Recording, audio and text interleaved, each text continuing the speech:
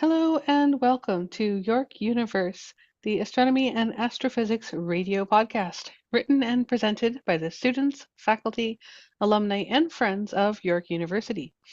You'll find us now wherever podcasts are distributed.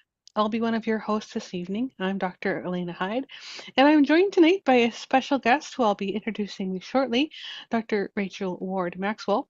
We are broadcasting live from the Allan Carswell Observatory, located at York University in Toronto, Ontario, Canada. Just as a reminder, York Universe broadcasts live every Monday night at 9 p.m. local Toronto time, or Tuesday morning at about 2 a.m. UT if that's more your speed. We broadcast in conjunction with our online public viewing over on YouTube, and that is the York U Observatory YouTube channel, just in case you want to tune in there. Or if you're already there and want to just listen to the podcast, you can go backwards to the website I'm about to give you. Our online public viewing program over on YouTube is run by our amazing observatory team, who are, of course, posting content visually and checking for comments and questions.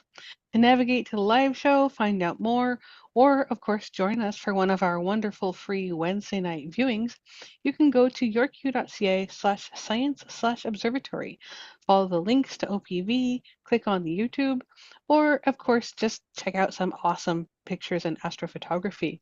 For questions, comments about past shows, suggestions for future topics, or anything else, you can email us at observe@yorku.ca. Of course, we're also on social media. We're over on Instagram at York U Observatory, PixelFed at Allan Carswell Observatory, and Facebook at Allan Carswell Obs. All of our programs, including this one, are totally free. But if you would like to make a donation to our very nonprofit, you can see that same website up above, yorku.ca/science/observatory. And of course, if donations aren't your thing, there's some wonderful observatory swag, calendars, t-shirts, and coffee cups all on that same website. We are monitoring the chat room for questions, and the current weather is actually not too bad today. We're looking forward to partial clearing in March in Ontario, which is a little bit strange. So let me go ahead and start off with a warm welcome here to our special guest, as I said, Dr. Rachel Ward Maxwell joining us.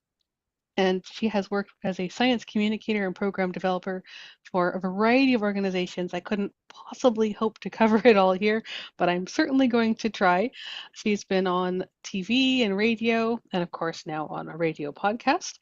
She's looked and delivered at countless tours on the sky, in person and virtually, at observatories, planetariums, sidewalk astronomy, and of course over at the Astronomer in Residence program at the Allan Carswell Observatory. She has worked at the Ontario Science Centre and research, astronomy, space sciences, and she's currently the second VP of the Rask Toronto Centre and on the Let's Talk Science Alumni Council. Now, Rachel, I hear you have actually you had your start at York University back in the day. How are you doing? How getting any observing in? Yes, hello everyone. Thanks so much for this invite, Elena. I'm really looking forward to the chat all about astronomy this evening. I haven't been doing too much astronomy observing recently. I mean, we've had so much cloudy weather, but I will say a few nights ago, I happened to be outside with my son. He's 2 years old. And of course, myself being an astronomer, my husband is also an astronomer. We have all the kiddie space and astronomy books. And so my little guy is obsessed with the moon. He loves looking at the moon, but he also, is starting to learn some of the constellations. So I was pointing out Orion the Hunter. He asked me, "Where's the bear?" And we were looking at Jupiter, which was just near Orion, just east of Orion, as it is tonight. But my son keeps pointing just west of Orion and saying, "Oh, there's Uranus. There's Uranus." And I'm like, "No, that's a star. We can't see Uranus with the naked eye. We need a telescope to be able to see Uranus. So you can't be seeing Uranus there." Well, I happened to be in my Stellarium astronomy software earlier today, and what is just west of the constellation Orion is Uranus. So I am now questioning all things about my child and about his ability to observe the sky and just know these things somehow through osmosis. So it's a real joy to be able to share this passion with him, and I am constantly surprised by his curiosity and how amazing he is. Oh yes, the eyesight of youth. I remember it well. Um, as we get older, we start to need more and more, optics, not just for our telescopes, but also for our eyes. Yeah, for sure. That's for sure. I hope But he it doesn't is true, need there's a lot to, yeah. yeah, I hope he doesn't need to have the same level of prescription of glasses as I do. Well, with the modern optics being what they are, That's true. even strong prescriptions have gotten quite thin. So I'm still holding out hope for those little flexi contact lenses that have holographic capability. Anyways, there is a lot of things going on up there. You're quite correct. It's absolutely spectacular. We have been a little bit spoiled this March, I think, with the lunar eclipse and Mhm. the equinox, and there just seems to be always something going on up there. I see you had a little special shout out for the Moon Jupiter conjunction coming up in a couple days. Yes, absolutely. I just was talking about Jupiter being, just stunningly bright in our sky, visible to the naked eye, really, really easy to spot in the southern sky. And the moon, it will be first quarter phase, evening of March 25th into morning of March 26th, and it will just move into conjunction with Jupiter in the constellation of Gemini. And those can be really striking to see with the naked eye, but also if you happen to, be a bit of a, astrophotographer and you live even in light polluted city skies, you might have some luck capturing some nice little snapshots of that conjunction. Absolutely. And of course, today being March 23rd, if you are listening to this a few days later, you might have just missed the Moon Jupiter conjunction.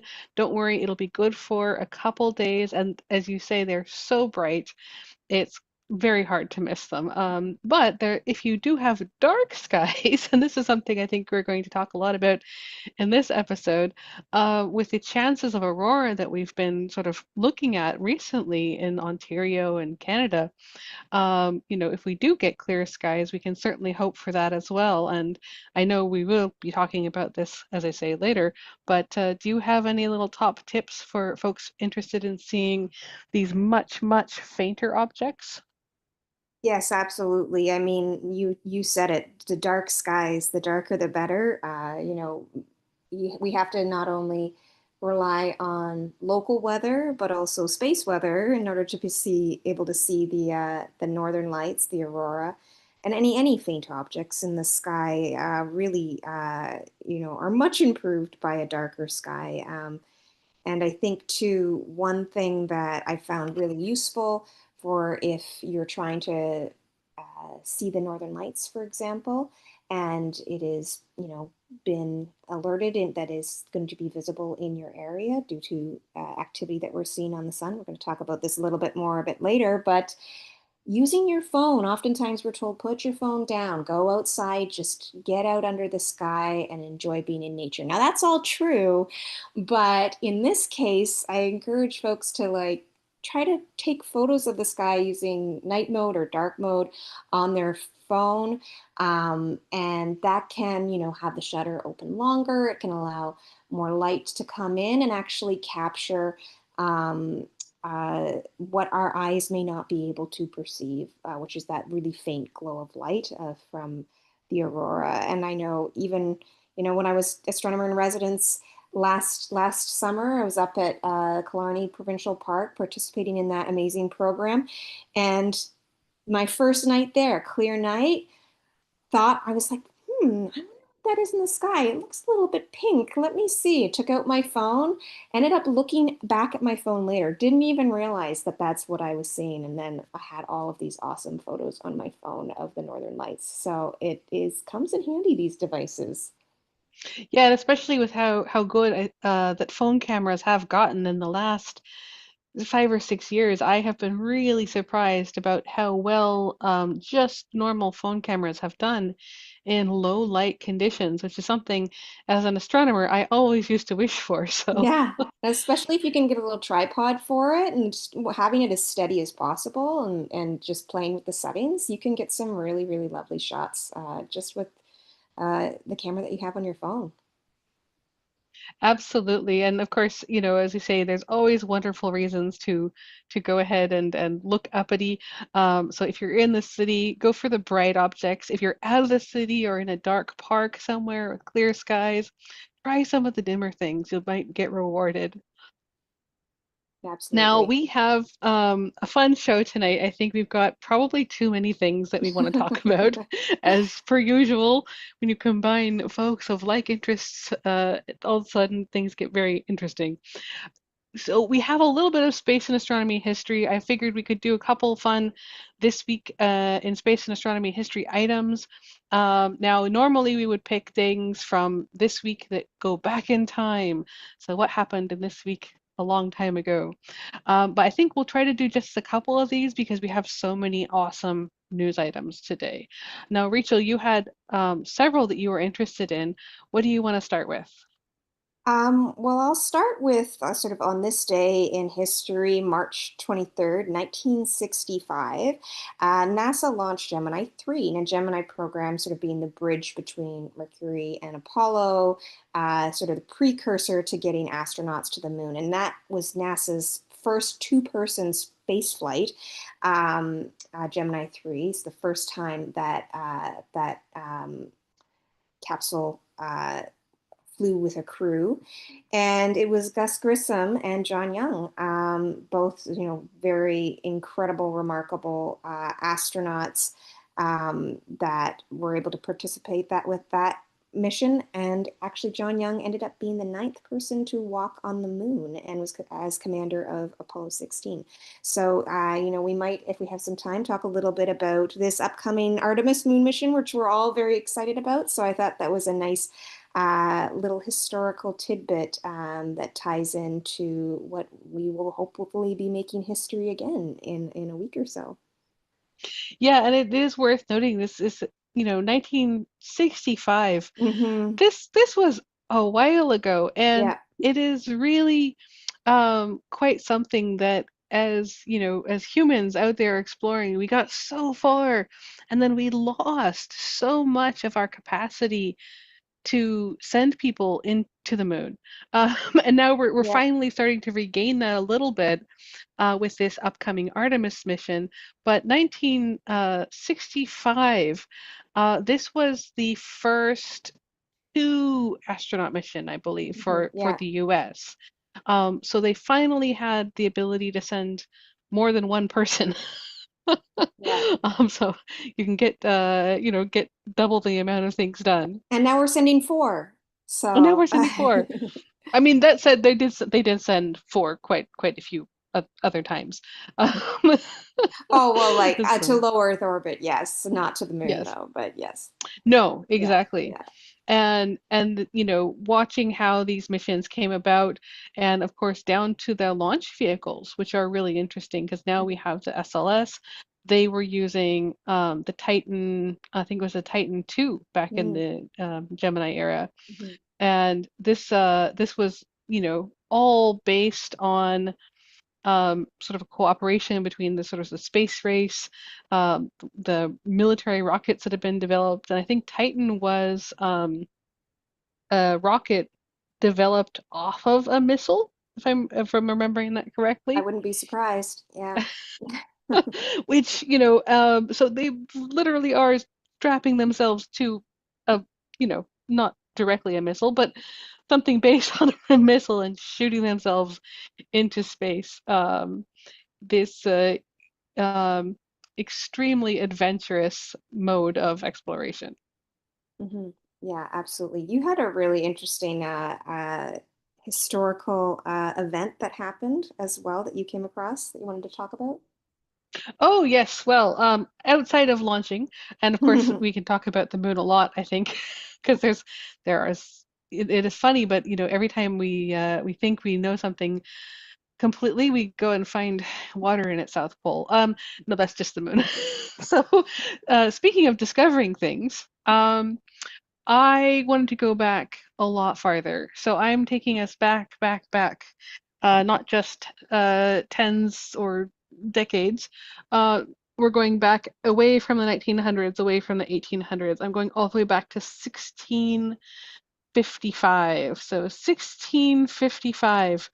And this is where a long, long time ago, of course, in the realm of our sun and solar system, this is less than the blink of an eye. But 1655 was a very, very long time ago. And on March 25th, which is 2 days from now, a very long time ago, Christian Huygens discovers Titan. And this one I just love because it's worth noting that this is 1655. There were no cameras, but they had a telescope. Or in particular, Christian Huygens had a telescope, and he was looking at the planet Saturn. And in 1655, Saturn was still under debate about what its rings could be. There were some drawings coming out that sort of had different proposals, like maybe there was just like two really big moons on either side of Saturn and it wasn't actually rings. Um, maybe it was, there was all these kinds of crazy shapes that people were proposing. And so people were finally getting an idea of some of the strangeness that was out there in other planets going around our sun. Saturn is obviously weird because it has these big floppy rings that kind of change how they look over time. But Titan is probably even stranger.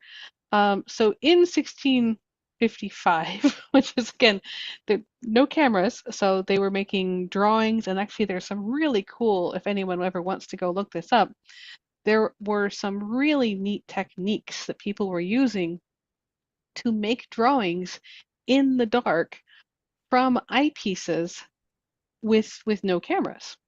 There's all kinds of crazy stuff they were doing with candles and projections. And anyways, if you want a really fun art science crossover, I definitely recommend people to look into some of that.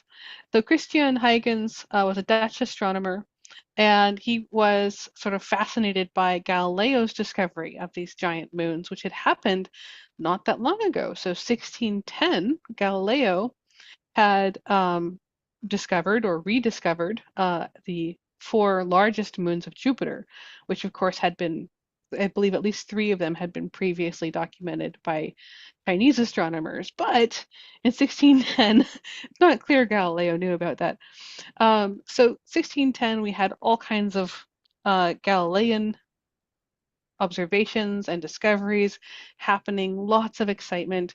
1655, Christian Huygens, inspired by this Jupiter discovery, went to Saturn. Um, and there's a lot of really, really interesting telescope technology happening at this time as well. So if you love building telescopes, or if you have ever thought of building your own telescope and want to see some really crazy designs, there are some really interesting ones that came out from Huygens. Apparently, he got some help from his older brother, and he started to build telescopes and discovered this moon orbiting Saturn. Now, the moon of Titan is pretty big. So this is the largest moon of Saturn. It is very large, so it's not surprising that it could be found even with a small, by today's standard, telescope. But it's not only the largest moon of Saturn, it's the second largest in the whole solar system. And it, of course, as we know now, has an atmosphere. And Titan has, absolutely captivated, I should say, the imagination ever since its discovery. It has a lot of really interesting properties. And when we first had the Cassini-Huygens mission back in 2004, it was absolutely, sitting on the edge of your seat, thrilling.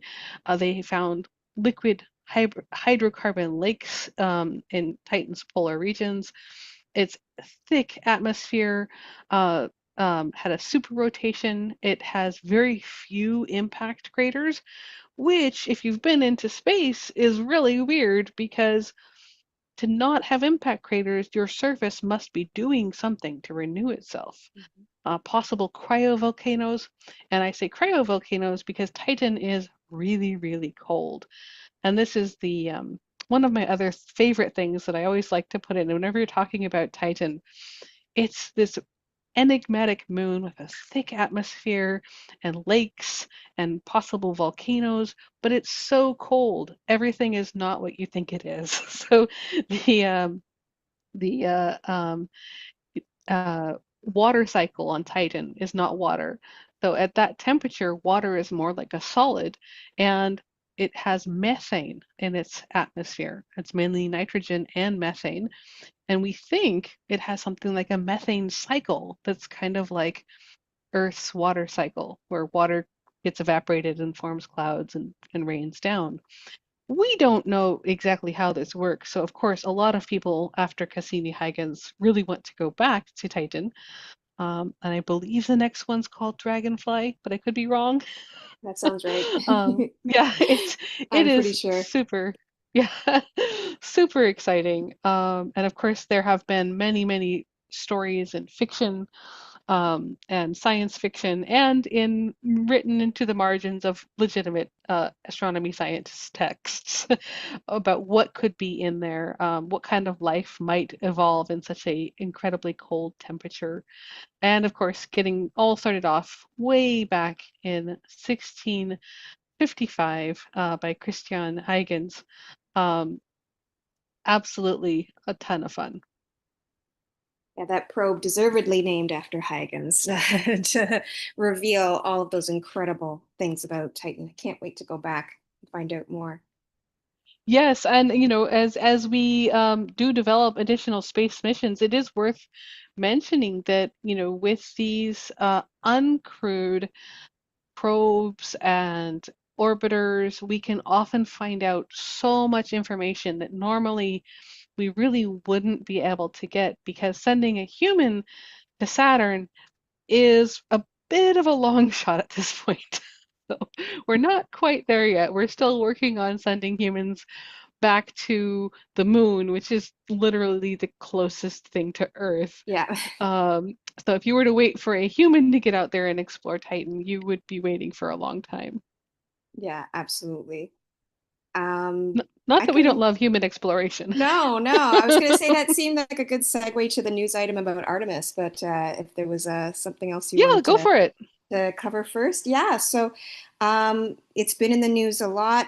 Artemis 2, it's back on the launch pad as of March 20th, and it is targeting a launch date as early as April 1st. So this is incredibly exciting. Artemis 2 carrying 4 astronauts to the moon to fly around the moon and then back to Earth, one of whom is Canadian astronaut Jeremy Hansen. So this is hugely Woohoo! exciting mission. Not only are we returning, we touched on this already, not only are we returning to the moon, for the first time since 1972. But a Canadian is on board, making this Canada the second country to send an astronaut to the moon. So this is cannot cannot overstate how exciting and this is going to be. I think we often hear a little bit about people who were influenced by the Apollo missions at a young age, getting them excited about space. I think we're sort of entering the Artemis generation where we're going to see a lot of people really excited and inspired by these missions and by these astronauts. And yeah, so uh, it has had a few attempts over the past few months, Yeah. starting in February. So a little bit of disappointment, not entirely unexpected. We saw some of these similar issues with Artemis 1 back in 2022.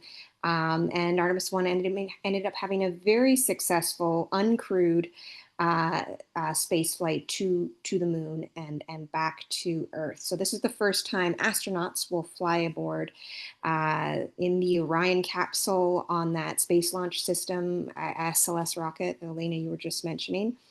Um, and the astronauts have entered quarantine as well. I just keep thinking about them having to go in and out, in and out, in and out, in and out, so, and their families, and having to make those sort of like adjustments to their life. And it's they prepare and they prepare, um, but psychologically too, they have to be so prepared as well for all these changes and the risks. One thing that we're waiting to hear about what's going to happen next, now that it's on the launch pad, is timelines for any tests that are going to happen. And so we'll get some confirmation about, when what the likelihood is that it's going to launch on that targeted date of April 1st. Once they are able to do that testing, but it seems like the issues with the hydrogen leak and the helium flow seem to have been resolved. Unfortunately, they did have to roll it back to the vehicle assembly building to make those adjustments, but rightfully so. This is a big push to get back to the moon, and we want to do it as cautiously and intentionally as possible. Artemis 2 is really a test. It's the first time that astronauts are going to be on board this capsule, on board this rocket, and they are going to fly past the moon. They're going to fly likely further than any human has ever gone from Earth. Over the past several Yeah. decades, we've really only had astronauts in low Earth orbit. I think we sort of think, well, we send astronauts up to space all the time.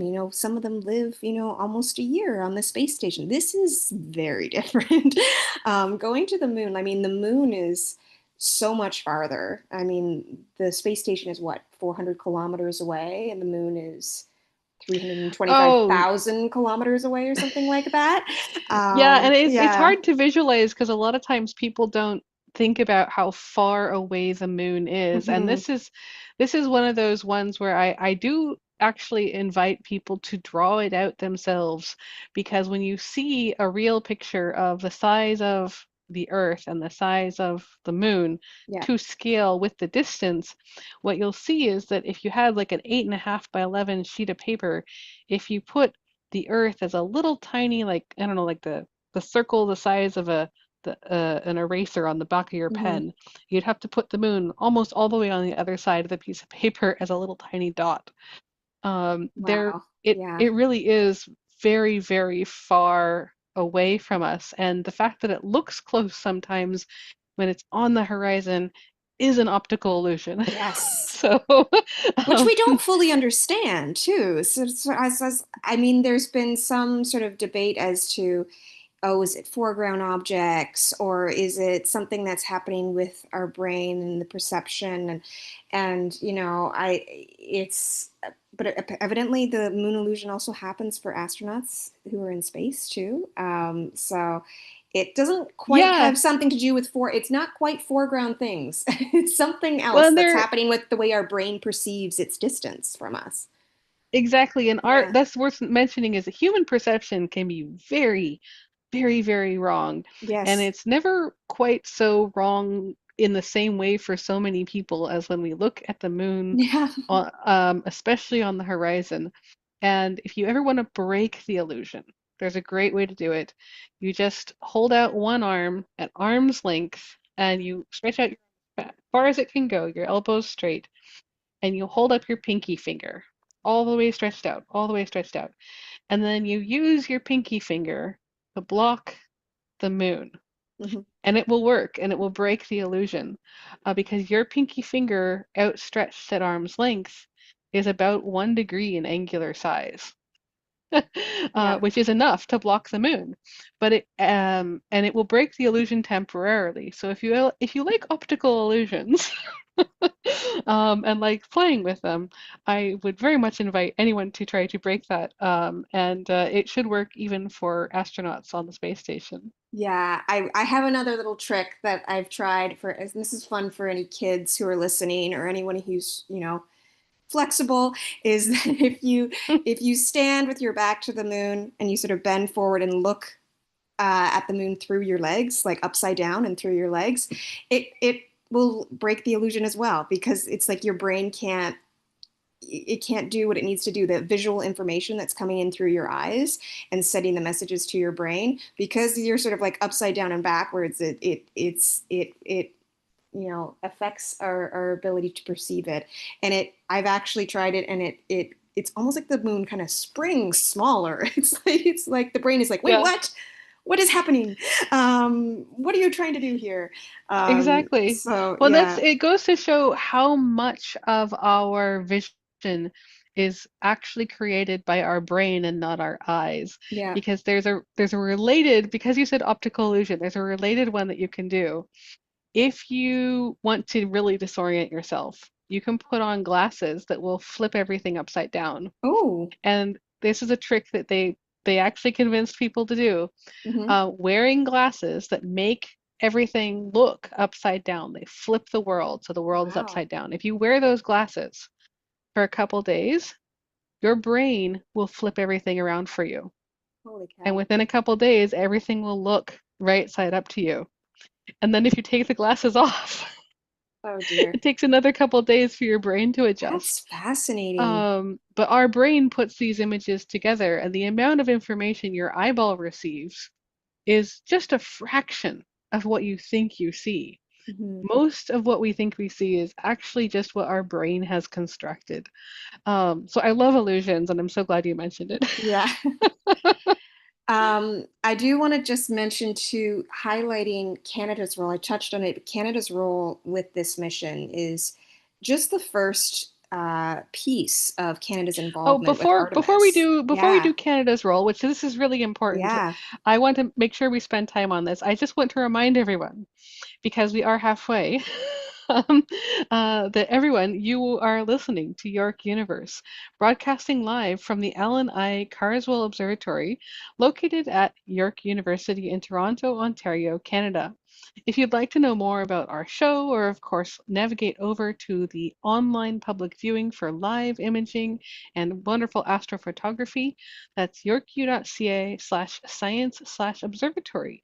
And on that same website, you will also find some fun tidbits about the Astronomer in Residence program mentioned in this broadcast, including the 2026 program. Tonight, you are listening to Dr. Rachel Ward Maxwell and myself, Elena Hyde. We are discussing all kinds of amazing things, but mostly we just got started talking about Canada's role, and I want to continue that. Yeah, for So let's sure. continue from here. Yeah, great shout out to the Astronomer in Residence program. Definitely encouraging people to check that out. Speaking as astronomer in residence. No, so with Artemis 2, Canadian astronaut Jeremy Hansen will be on board that mission. And that's just the first piece of Canada's involvement with the Artemis campaign. This is a relationship that has grown between the Canadian space program and the US space program over a matter of decades. And Canada has been enormously involved in operations on the International Space Station, the Space Shuttle program, and a big piece of it is Canada's development of Canadarm. Canadarm was on the space shuttle. Canadarm2 is on the International Space Station. These were important for the construction of ISS. Canadarm2 is still hugely important for, you know, cargo resupply, spacewalks. It's used constantly, and Canada is a leader in space robotics. The development of Canadarm is what led to Canada's astronaut program. So, by Canada creating the Canadarm, NASA reached out and offered a seat on a future mission to a Canadian astronaut. At that time, we did not have Canadian astronauts, and so the first recruitment happened because of our role and expertise in space robotics, which is just so fascinating. And it's happening again. There is going to be a space station built around the moon called Oh yeah. Gateway. That's And that's exactly what I was hoping you'd yeah, say because this yeah, is my favorite thing. and It's so onboard cool. Gateway is Canadarm1, Canadarm2, Canadarm3 is Yes. going to be on Lunar Gateway. And in trade with us building Canadarm3, we have been offered the seat on board Artemis 2, another future flight to the moon, and which has not yet been announced, but we are guaranteed a spot on another future mission to the moon. Technology demonstrations, involvement in lunar science operations. So this is all very, very exciting for Canada. You know, I do want to take a moment here just to pause because I'm talking about how Canada is so incredible with space robotics and the role that we're going to have in lunar science going forward over the next few years. I would be remiss to not touch on the lunar rover mission, which was in development and just was recently announced as having been canceled. And this is just Yeah. absolutely devastating. This was, going to be really sort of Canada's first landing on another world beyond Earth, and to be able to like operate that mission ourselves, to have a rover on the moon. I mean, not even the United States has a rover on the moon. This is just so, so upsetting. I was just really, really saddened by this news. And I think that, um, you know, it's very regrettable. I think that we're going to see sort of the impact of that cancellation. You know, it's going to have repercussions. I think in terms of the loss to that science, Canada's involvement in it. So I just want to pause and take a moment for uh, uh, the lunar rover mission that could have been, and Yeah, certainly want to absolutely. shout out to all our Absolutely. colleagues in Canada who were working on that. Yeah, like this would have been our f first Canadian first rover to explore the moon. Yeah. And, it was such a wonderful project. It was going to land, of course, on that south pole of the moon where they have very strong suspicions of water ice. And it's like, water ice on the moon. Yeah. We could be going there. And it's not just a loss for science and exploration, but it's just a loss for technology development and future collaborations. And Mhm. the whole science team was, I think, over 50 people. But the number of people affected of this would be way, way, way more than that. Yeah. It's really uh, a really big loss, I would Mhm. say. Yeah, definitely. Um, so I do I do want to highlight that the Ontario Science Centre actually does have some resources about the Artemis mission and Moon Gazer's Guide and moon-related activities on our website. So definitely want to encourage folks to check those out as well. Oh yes, absolutely. And we always love going to the Ontario Science Center for all of the wonderful resources. So I'm sure you're listed at least twice on our resources page. Amazing. I'd love to hear it. We do also have a page Um, about the Northern Lights as well, too, if we don't have yes, time towards the end of this. So if anybody wants to learn more about the Northern Lights, they can certainly check out that page on our website as well, too. And head to Destination Ontario for great places to go stargazing. I should have mentioned this at the top about any tips about how to spot things in dark sky. You can find on that website a list of dark sky preserves in Ontario, which include the Killarney Provincial Park.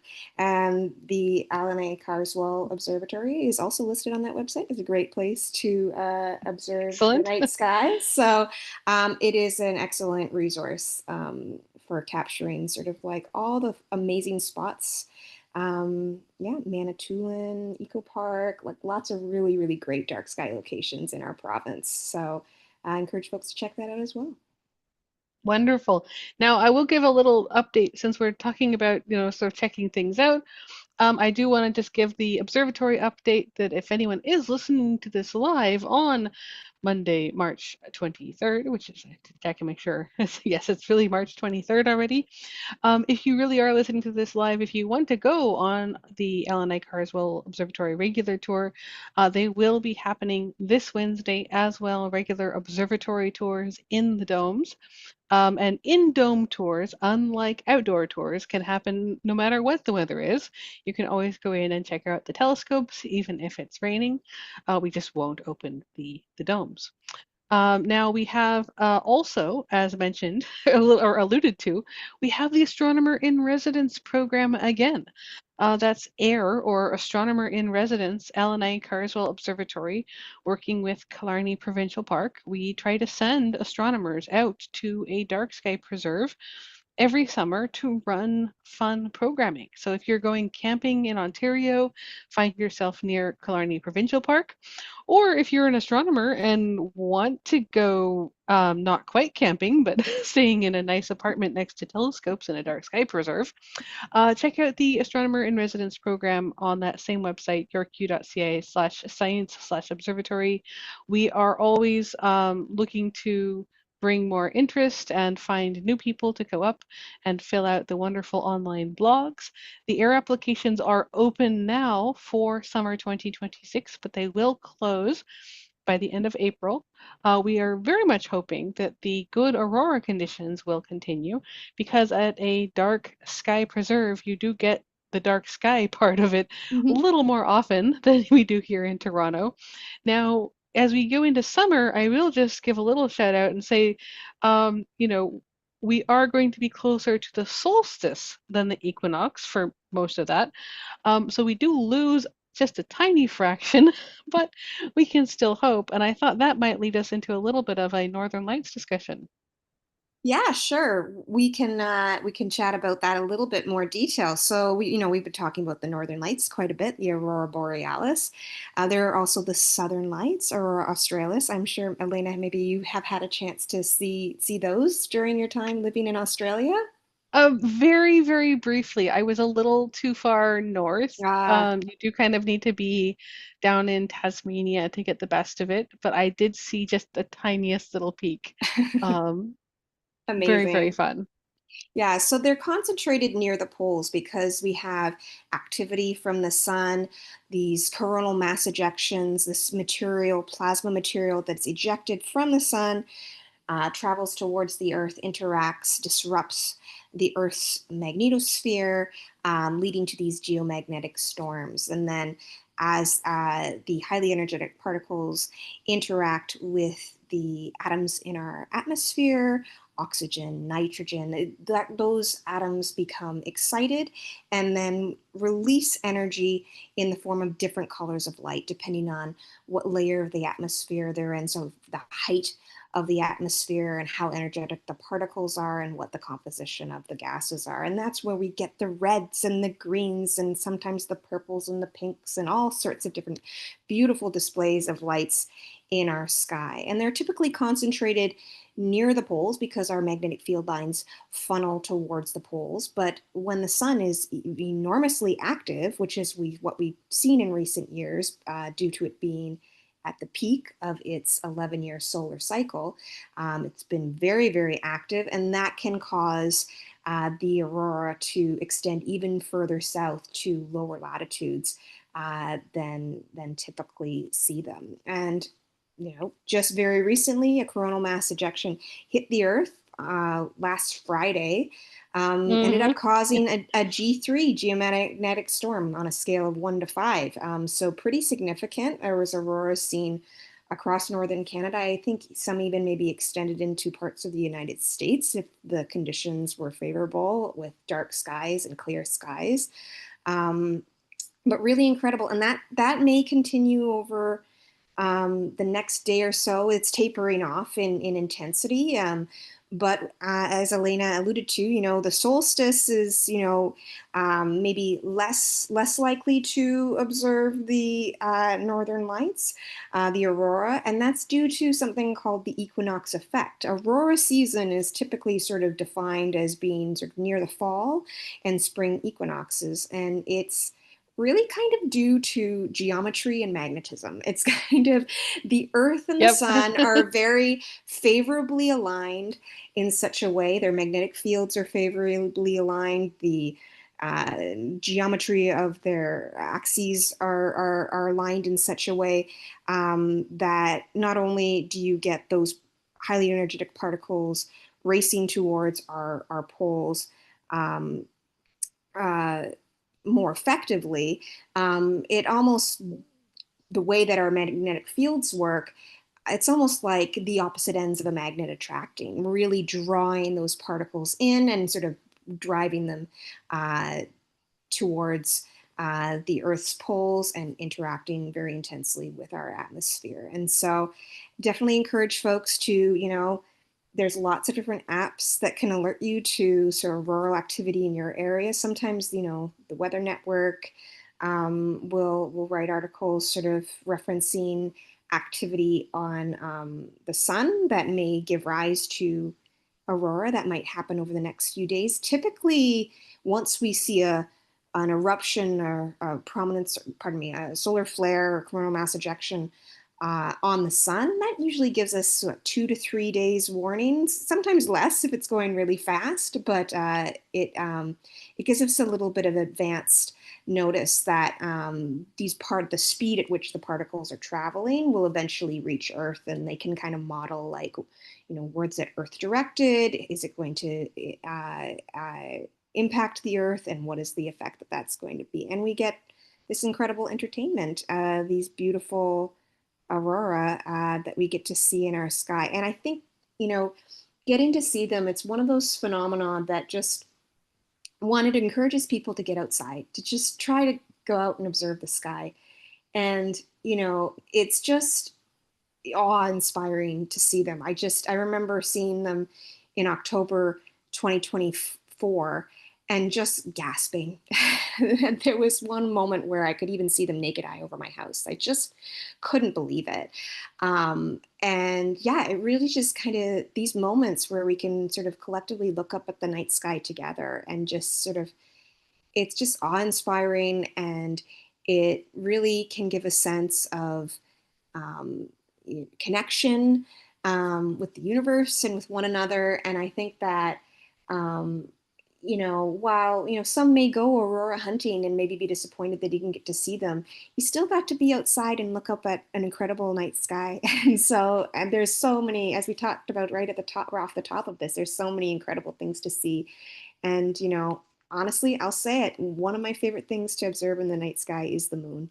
And it's visible, like, even if you can't get to a dark sky location, even if you live somewhere where there's a lot of light pollution, there's a lot of things you can see on the moon, and it's really a great entry point for people who don't even, you don't even have to really have binoculars or a telescope. I think that it's a great way to get people outside, looking up at the sky, and maybe inspiring them to go a little bit deeper, with their enthusiasm and interest once they sort of catch that bug. But it's, you're never losing out if you're outside looking up at the night sky.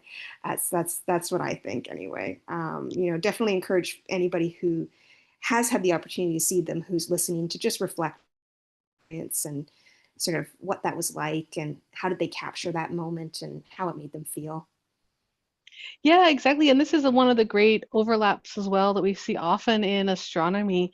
There's a wonderful overlap between astronomy and almost anything you want, really, which makes Mm-hmm. it really fun. So if you want to go out and find, maybe it's a full moon, maybe it's a beautiful aurora, but you can get inspiration from that. There's a lot of artists who go out and do wonderful things like painting paintings and sculptures and all kinds of aurora-inspired artwork. There's music. You can make a whole party of it if you want to, and uh, and I'm all for it. And the aurora is one of those ones that you do have to be a little bit lucky to catch a really good one, unless you live very, very far north. Um, Yeah. it's a little bit easier, or very, very, very far south. But right now, I would say that it's still actually a pretty good time. So I'm kind of looking at these clear skies, going like, all right, come on, sun, do something interesting. Because what's better than a solar maximum would be a solar maximum and an equinox. Yep. And it's not really the solar maximum, and we're not exactly on the equinox, but we're kind of close. I So, mean, we're coming out of solar maximum, so like it's only going to get worse. We're exactly, only going to exactly. see fewer and fewer sunspots. This is our Um, chance for the next 11 years. yeah. So I'm kind of looking at that. I'm looking. I actually will give a little shout out to the NOAA.gov Aurora Forecast dashboard. Yes, It's totally excellent. free. Gives little maps showing how far they expect the aurora to go, and they'll even tell you fun things about what kind of fun solar activity they managed to spot. And you can look up the exact strength and the probability, because it is just a probability forecast. We don't really, really know Hmm. until we actually see the aurora. Yeah, I also like the auroraforecast.com website. Yes. There's a simple sort of metric where it's just on a scale of 1 to 10, how likely are you going to be able to see it? But then you can go deeper and say, no, I want all the nerdy details. Tell me everything. And so it can give you sort of all like the technical calcul behind sort of what's going into that calculation of all the different factors that sort of weigh into, like you said, is sort of estimating that probability, that likelihood. And it also gives you a little bit of an estimate for if you're at mid latitudes as well, so not just at northern latitudes. Um, that one's really useful as well too. I think that yeah, but the NOAA dashboard is the one I usually go to first as well. Excellent. Yeah, it's a lot of fun. So we have a couple possible stories and ideas to continue with for our last 10 minutes of the show. Which one do you want to go for, Rachel? Well, I think, it was one of the biggest movies that just came out this past weekend, Project Hail Yeah. Mary. It's all anybody can talk about. Well, we Um, have we have just been talking about the sun, so yes, and I think too, like, it's exciting to see people like really enthusiastic about, a space movie like this. I think, the book was, enormously popular. Ryan Gosling's Canadian, so let's there's our let's connection. yeah, let's have a little bit of a chat about Project Hail Mary. Spoiler free, though. Yes. So we're gonna try to do Let's just this talk about the as science a spoiler little bit. Yeah. exactly. We'll try to do this as spoiler free as possible. This is a new movie. It's always really nice to see people getting excited about science, even when it's science fiction, and even when it's really not very accurate for the science, because it always gets you thinking. And I think that that is one of the fun parts of the science fiction, is that it's not a spoiler that this movie has to do with sun's dimming, and in particular our sun, because it's in the trailer and all of the things. So, so that's not a spoiler. But how our sun actually works, and our sun's energy output over the course of billions of years, has all kinds of really interesting known mechanisms behind it that we can get really stuck into. I will just say that there is no known mechanism that could be used behind the major and introduced in the trailer plot point of a microbacteria or microphage or anything like that. It's not a spoiler. So microbes in the sun are very much firmly in the fiction realm, but that's okay. But I will just say that one of the things I if you're having a lot of fun with the idea of flying around in spaceships, this is really great. And I'm all for talking about the possibilities of microbes in extreme environments.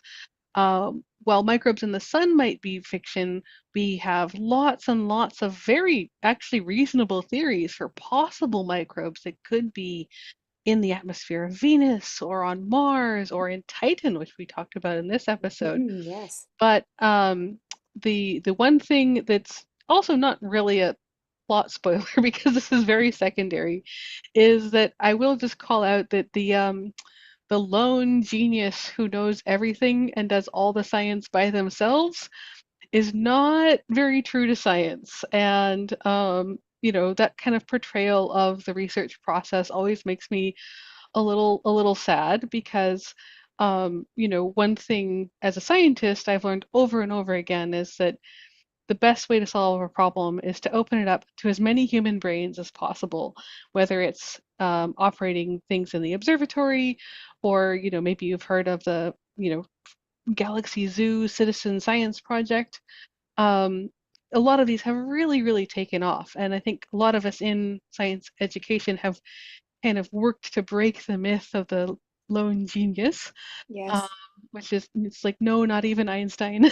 um, but we encourage our colleagues to share information and collaborate and involve each other, and especially if you had a discovery like this, you would want to tell as many people as possible. Large projects today can have hundreds or thousands of participants, and even higher impacts. We don't get that many yet for our astronomer in residence program, but um, I do have to give a special shout out to all of our extensive projects and outreach and science that has made the Allan Carswell Observatory a success, because we have worked with Ontario Science Centre and yourself, Rachel, and everyone in the Astronomer in Residence program, and Space Place Canada, and so many people, Astronomy in Action, and RASC Toronto Centre, and of course, by this time you start rolling out the membership for all the RASC members of Canada and all of the thousands of undergraduate students and high school students who've come through our observatory, it becomes very apparent that it is, it as they say, it takes a village to support a telescope. No, that's that's a different saying. Well, I mean, like, Um, to your point about all the people that have come through the observatory, I mean, you mentioned it right off the top. Like, I got my start in astronomy outreach at what was then New York U Observatory, now the Allan I. Carswell Observatory. I was a student coordinator there. I was there from 2005 to 2009. That's actually the observatories where I met my husband, and still very close with so many friends who I made through the observatory and the network. Like so many people who I know who worked at the observatory at York have gone on to have incredible careers as science communicators, teachers, astronomers, working in industry, but just to have that opportunity to share that passion, get that practice public speaking. And yeah, I'm so lucky to still call so many of the people that I met there my friends. Just great organization. Oh yeah. And it just goes to show that, none of the outreach, but also none of the research would have been possible without the student support, without the volunteers, without our high school co-ops, because we do run ongoing research projects in galactic archaeology, in spectroscopy, in photometry, variable stars, exoplanets, and of course, nobody could run that by themselves. There's Yeah. there's no single lone science hero that's going to run that, lone genius that's going to run that by themselves. No way. We need all the people behind us, and it's still an amazing, wonderful, awesome science adventure, even if it's not just one person. And we're at the dawn of multi-messenger astronomy. One of the things that I thought was Exactly. so exciting about the discovery about gravitational waves is this idea that we can not only now see the universe across the entire electromagnetic spectrum, but also in some ways hear the universe as well. And like you can actually observe one object across the entire EM spectrum and now also using gravitational waves. And that involves people, thousands of people, as you said, from all over the world. So I'm very excited for what multi-messenger astronomy will bring for international collaboration and what we may discover. Oh, yeah, I think that it's very safe to say that there is no danger of running out of really, really fun, interesting astronomy for like at least the next how much longer does the sun have? A billion years? And on that fun note, we should definitely have you back sometime to talk about gravitational waves. Oh boy. But I think we'll have to wrap up the show here because it's just approaching our 10 o'clock hour. Thank you so much, Rachel, for coming on tonight. Thank you so much for the invite and hope to come back and chat about gravitational waves or all sorts of things. This has been a lot of fun. Thank you. Oh, yes, we could pick all kinds of Yeah. topics. Uh, Everyone, on that note, you have been listening to York Universe, the astronomy and astrophysics program written and presented by the students, faculty, alumni, and friends of York University. The hosts this evening have been Dr. Rachel Ward Maxwell, our special guest, and myself, Dr. Elena Hyde. You can always connect with us on Instagram or Facebook or PixelFed. And of course, check out our website for show notes, content, updates, free tour tickets, and coming soon, our free all ages astronomy coloring book. That's right. www.yorku.ca/science/observatory. Thanks for tuning in to York Universe, everyone. Clear skies and have a good night.